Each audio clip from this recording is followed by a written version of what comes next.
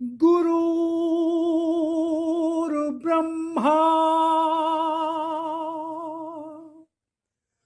गुरुर्विष्णु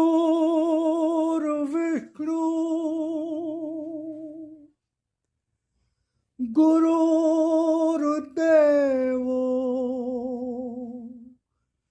महेश्वरा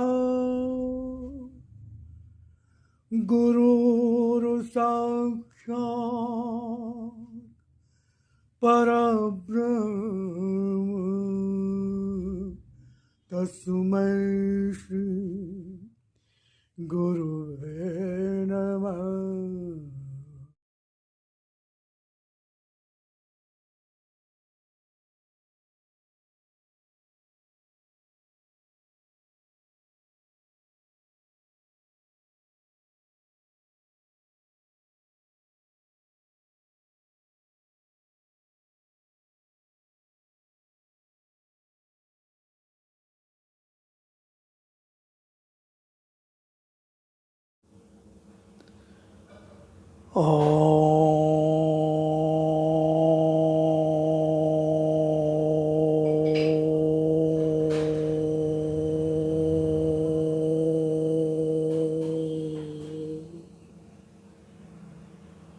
ॐ भूर्भुवः स्वः तत्सवितुर्वरेण्यं भर्गो देवस्य धीमहि धियो यो नः प्रचोदयात्। हे प्राण स्वरूप, दुख नाशक, सुख स्वरूप परमात्मा, मैं तेरे उस अनिर्वचनीय तेज का ध्यान करता हूँ जो आनंद देने वाला है। हे प्रभु, मेरी बुद्धि को, मेरे कर्मों को अपनी ओर ले चल। ओम ओम ओम। भगवान ने कहा, जन जन तक पहुँचो, जहाँ अंधकार है उस मन तक पहुँचो जहाँ मेरी पुकार है। इसी उद्देश्य की पूर्ति हेतु मैं इन वाणी की सामग्री को आपके समक्ष लाता रहा हूँ, लाता जा रहा हूँ, लाता रहूँगा। तो शुरू में मैं भगवान की वाणी का परिचय देता हूँ, जिसमें 2 से 3 मिनट लगते हैं। उसके पश्चात भगवान की वाणी का प्रारंभ होता है। अगर आप बहुत व्यस्त हैं, समय नहीं है, तो मैं समय दे देता हूँ कि कहाँ से भगवान की वाणी का प्रारंभ होगा। तो समय का अभाव होने पर आप वहाँ से उसको सुन सकते हैं, अन्यथा मेरा तो निवेदन आग्रह होगा कि आप उसको पूरा ही सुने। ओम ओम ओम राम।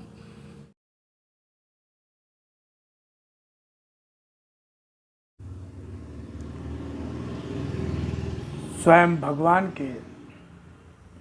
की वाणी और अपने लिप रूप दर्शन के संबंध में क्या कहा, पहले उसको सुने, फिर आगे भगवान की वाणी को और सुने।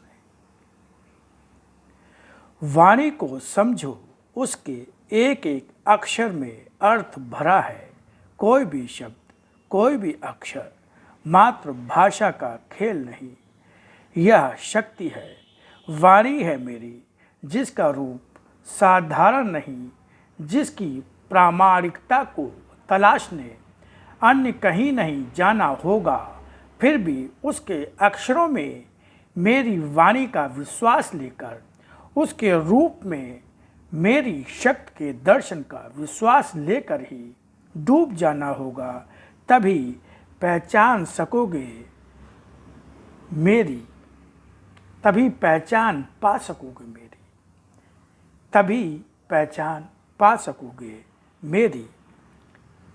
इसी तरह आज भी तुम्हारा आराध्य भगवान ने, जिस तरह से भगवान श्री राम, भगवान श्री कृष्ण आए और उन्होंने असत्य धर्म का नाश किया, जब प्रभु श्री राम आए तो रावण मारा गया, जब भगवान श्री कृष्ण आए तो कंस और उसके सारे संगी साथी मारे गए। इसी प्रकार भगवान कर रहे हैं, इसी तरह आज भी तुम्हारा आराध्य फिर आया है तुम्हारे सामने। इसका रूप आज है वही जो पहले भी और सदा से ही पिता के रूप में, भगवान के रूप में कहते और पुकारते रहे हो अपने कष्ट भरे क्षणों में। और इस रूप में भी दर्शन जो मेरा है उसका प्रयोजन भी वही है।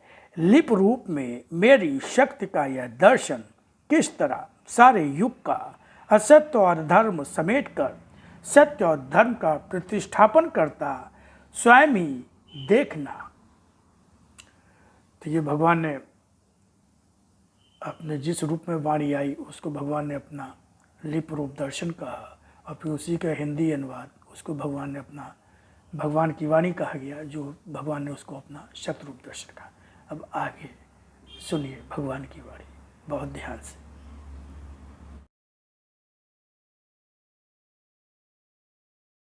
मनुष्य के हर क्षण के स्मरण का भाव ही तो मुझसे निकटता देता है।